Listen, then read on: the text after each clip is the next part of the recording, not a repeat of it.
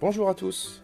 Parce que l'humidité est un problème récurrent dans de nombreuses maisons, nous allons voir aujourd'hui un moyen radical pour s'en débarrasser. Vous l'avez peut-être remarqué chez vous. Parfois, le papier peint de vos murs commence à peler ou la peinture forme des cloques. C'est moche, c'est sale et puis souvent, ça sent le moisi.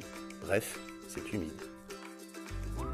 Pour y remédier, il suffit d'injecter directement dans les joints du mur un produit qui formera une barrière à l'humidité.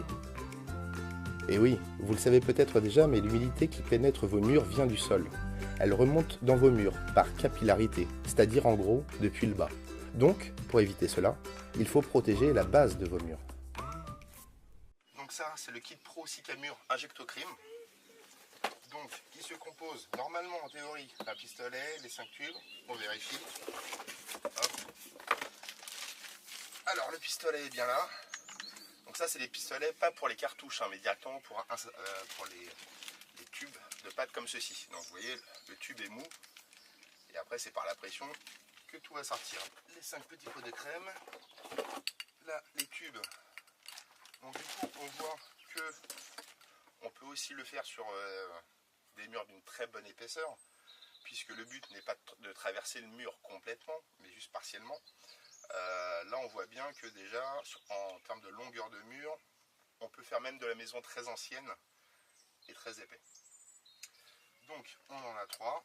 Là théoriquement, si on n'est pas trop sale, un seul devrait suffire.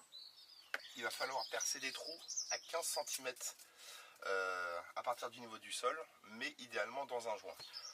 On n'a pas l'enduit à enlever parce qu'on voit clairement les joints où est-ce qu'ils se situent. On vérifie les 15 cm où est-ce qu'on les a. Donc on est clairement pile à la hauteur en plus recommandée, on a de la chance. Après à 1-2 cm près c'est pas bien grave, mais le but c'est vraiment de percer dans le joint parce que c'est là que le produit va mieux se répandre. Donc du coup il nous manque plus qu'un perforateur pour pouvoir percer les différents trous. On va percer faut les percer entre 10 et 12 cm à chaque fois. Donc on va se faire un petit tracé, on va se marquer où est-ce qu'on va percer. On va percer, on va nettoyer, on va injecter et le problème sera réglé. Donc j'ai pris mon petit perforateur, un forêt de 12, donc qui est de la bonne longueur, qui me permettra d'avoir exactement mes 17 cm. Et donc